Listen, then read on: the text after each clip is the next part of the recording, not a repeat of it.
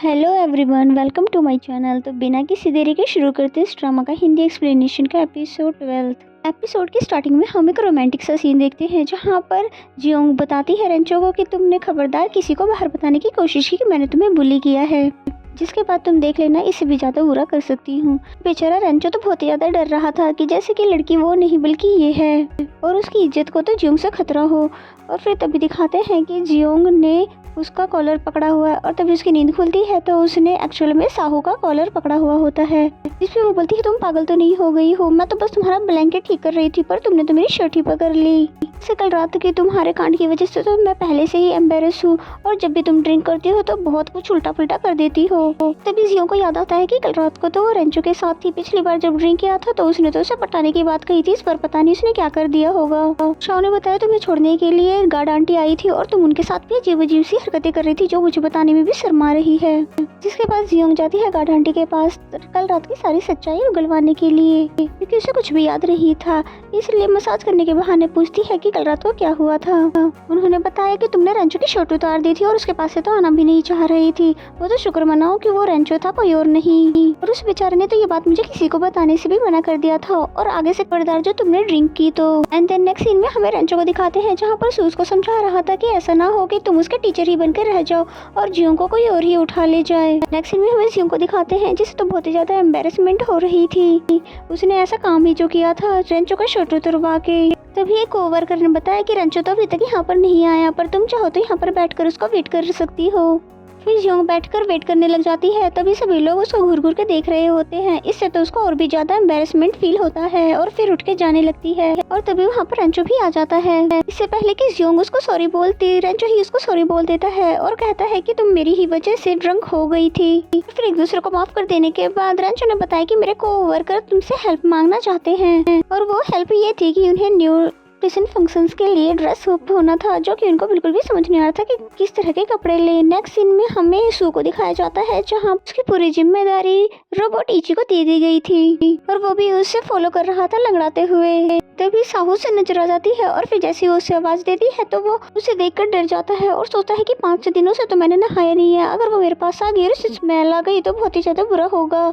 इसलिए समझदारी यहाँ से भाग जाने में है। वो तो अपनी जान बचाकर भाग गया, लेकिन साहू को समझ ही नहीं आता किसे हो क्या गया है। फिर जियोंग को दिखाते हैं ऑनलाइन शॉपिंग करते हुए, उन सभी के लिए ड्रेसेस लेते हुए और फिर तब एक शर्ट पे देखती है तब से सोचने लग जाती है कि रेंचो की मैंने शर्ट किस तरह से उतरवा दी होगी, वो मोमेंट कितना ज्यादा एम्बेरसमेंट होगा। और फिर साथ में वो इमेजिन करती है कि जब उसने सॉक्स उतार दिए थे और रेंचो उसको दोबारा पहना देता है ये कहकर कि तुम्हें ठंड लग जाएगी। और फिर मैंने उसकी शर्ट उतरवाने की कोशिश की और ये सोच सोच के वो अपने सिर को नोक करने लग जाती है। तभी रेंचो ने उसका हाथ पकड़ के उसे ऐसा करने से रोक दिया। उसने कहा तुम पहले से ही वीक माइंडेड हो कि अब तुम बंदर बनना चाहती हो। देन नेक्स्ट सीन में ये दोनों एक रेस्टोरेंट ले आते हैं जहाँ पर एक कंपटीशन होना था, अगर इसमें कोई जीत जाता है तो उस शेफ को बहुत सारा इनाम मिलेगा। बाकी सबके बारे में तो नहीं जानती पर जियोंग इसमें कंपटीशन में हिस्सा नहीं लेना चाहती थी क्योंकि उसे पता है वो नर्वस हो जाती है। तो फिर रेंचो ने उसे याद दिलाया कि तुमने कल मुझसे वादा किया था कि जैसा मैं कहूँगा तुम बिल्कुल वैसा करोगी। और इससे पहले कि रेंचो उसको कल रात के बारे में कुछ और भी बताता वो फौरन से उस पर साइन करने के लिए रेडी हो जाती है और उसके मुंह पे हाथ रख देती है कि आगे कुछ भी मत कहना। देन नेक्स्ट सीन में हमें जिनियो को दिखाते हैं जो कि डांस प्रैक्टिस कर रही थी बिल्कुल भी, पर उसका ध्यान नहीं था उसमें और फिर उसको चोट भी लग जाती है। और फिर जैसे ही जिबाई का उसको मैसेज आता है उसे कहीं बाहर मिलने के लिए तो वो उन सब से छुपते छुपाते यहाँ से निकल जाती है। एंड देन नेक्स्ट सीन में हमें जियोंग को दिखाते हैं जो कि रेंचो के लिए डेजर्ट बनाकर लेकर आई थी और फिर उसे टेस्ट करवाने के लिए आई थी। उसे स्विमिंग करता हुआ देखकर लाउड स्पीकर लेकर बोलती है कि तुम्हें पता है मैं ये कंपटीशन नहीं कर सकती क्योंकि मैं हमेशा से नर्वस हो जाती हूँ, इसलिए मैं इसमें पार्टिसिपेट नहीं करना चाहती। और फिर रेंचो जैसे ही बाहर आता है तो वो बोलती है कि मैंने तुम्हें जरूर अपना प्राइवेट ट्यूटर बनने के लिए बोला होगा पर तुम इस बात को सीरियस मत लो क्योंकि मैं तो कल ड्रंक थी। जिस पे रेंचो बोला ड्रंक तुम थी पर मैं तो नहीं था, और तुम्हें पता है मैंने स्विमिंग करना क्यों सीखा, क्योंकि पानी से मुझे सबसे ज्यादा डर लगता है और फिर मैंने सोचा कि हमेशा मैं डरता ही रहूंगा तो इस तरह तो मेरा दिल से कभी भी इसका डर नहीं जाएगा और इस तरह हिम्मत करके मैंने अपने डर को खत्म कर दिया। एंड देन नेक्स्ट सीन में हमें जिनियो और जिबाई को दिखाते हैं जो कि एक रेस्टोरेंट में आए हुए थे जहाँ पर जिबाई उससे पूछता है कि तुम्हारा तो कंपटीशन होने वाला है पर तुमने ये बात तो मुझे बताया भी नहीं है। और जिबाई के मुंह से कंपटीशन की बात सुनकर तो जिनियो डर ही जाती है क्योंकि वो इसको ये बात नहीं बताना चाहती थी क्योंकि आजकल उसकी प्रैक्टिस बिल्कुल भी अच्छी नहीं चल रही। एंड देन नेक्स्ट सीन में हमें रेंचो और जियोंग को दिखाते हैं जहाँ पर रेंचो ने उसकी एप्रन टाई कर दी और साथ ही उसके बाल भी बांध दिए ताकि उसे काम करने में कोई भी परेशानी ना हो। यहाँ तो बेचारी जियोंग की सांसें ही अटक जाती है क्योंकि वो तो पहले ही नर्वस हो जाती है और यहाँ उससे रेंचो क्या करवाना चाहता है समझ ही नहीं पा रही है। जियोंग सबको ज्यादा डाल के दे रही थी, तभी आंटी ने समझाया कि तुम्हें इसे थोड़ा सा शेक करना है, लेकिन वो कुछ ज्यादा ही शेक कर देती है जिसकी वजह से सारा मटेरियल तो नीचे गिर जाता है और बाकी सभी स्टूडेंट का तो दिल ही टूट जाता है। तभी वहाँ पर बोंग भी आ जाता है और बोलता है कि आंटी मुझे सबसे ज्यादा डालकर देना, जिस पे तो जियोंग को गुस्सा ही आ जाता है और कहती है सब्र कर बेटा, तुझे तो मैं बताती तुझे मैं आंटी लगती हूँ, रुक जा तुझे सबसे ज्यादा देती हूँ। और फिर इतना ज्यादा शेक कर देती है कि उसने सारे पिछले रिकॉर्ड तोड़ दिए। बोंग भी बेचारा अब क्या ही कर पाता, इसी में इसको गुजारा करना पड़ता है। बोंग के जाने के बाद वहाँ पर एक और लड़का आता है जो कि खाने के मामले में बहुत ही ज्यादा पिकी था। कैफे में बना हो उसे कुछ भी चीजें पसंद नहीं आती है। तभी रेंचो बोलता है कि हम जिसे ढूंढ रहे थे वो हमें मिल गया। एंड देन नेक्स्ट सीन में रेंचो जियोंग को समझा रहा था कि हमने ऐसे 3 स्टूडेंट सिलेक्ट किए हैं जो कि खाने के मामले में बहुत ही ज्यादा पिकी है। यही तीनों तुम्हारे बनाए हुए खाने को टेस्ट करेंगे और इससे तुम्हें पता चल जाएगा कि तुम्हारे खाने का लेवल कितना ज्यादा है। जिसके बाद जियोंग ने डेजर्ट बनाया और फिर खाने के लिए उन तीनों को देती है।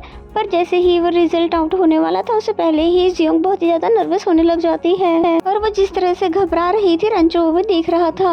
और फिर उससे जैसे ही तीनों जजेस से ग्रेड मिलते हैं तो 96 थे, तो ये देखकर तो बहुत ही ज्यादा खुश हो जाती है और इस तरह के ग्रेड्स तो उसे कभी एग्जाम में भी नहीं मिले थे। फिर रेंचो को भी उसकी हेल्प करने के लिए थैंक यू कहती है क्योंकि अब उसमें थोड़ा सा कॉन्फिडेंस तो जरूर आ गया है। और फिर जियोंग भी मान जाती है कंपटीशन में भाग लेने के लिए और फिर पूछने लग जाती है तुम्हारे रूममेट को वो ड्रेसेस पसंद तो आए हैं ना। और इन सब की ड्रेसिंग तो बहुत ही ज्यादा फनी लग रही थी और हो ना हो इनको भी ये ड्रेसिंग सेंस तो बहुत ही ज्यादा अजीब लग रहा था। तभी जियोंग बोलती है कि तुम्हारा कॉन्फिडेंट तुम्हारे वर्क से होता है ना कि तुम्हारे ड्रेसिंग सेंस से। कल कंपटीशन के दौरान बहुत ही ज्यादा कॉन्फिडेंट रहना और मुझे पता है कि तुम लोग बहुत अच्छे से करके दिखाओगे। रेंचो को उसका लेक्चर सुनना बहुत ही ज्यादा अच्छा लग रहा था और फिर वो जियोंग को बस देखते ही रहता है। इनमें हमें रोड का सीन दिखाया जाता है जहाँ पर बहुत ही ज्यादा जाम लगा हुआ था, लेकिन जियोंग अपने कॉम्पिटिशन के लिए लेट नहीं होना चाहती थी। रेंचो ने उसे टाइम पे पहुंचने के लिए एक आइडिया दिया और वो ये था कि उन्हें वहाँ से निकलकर पैदल ही वहाँ पर जाना पड़ा। फिर जैसे वो पहुँचते हैं तो थोड़ी देर हो चुकी थी, यानी कि कंपटीशन स्टार्ट हो चुका था और जियोंग को तो एंजाइटी होने लग जाती है, लेकिन फिर भी वो अपनी सीट संभालती है।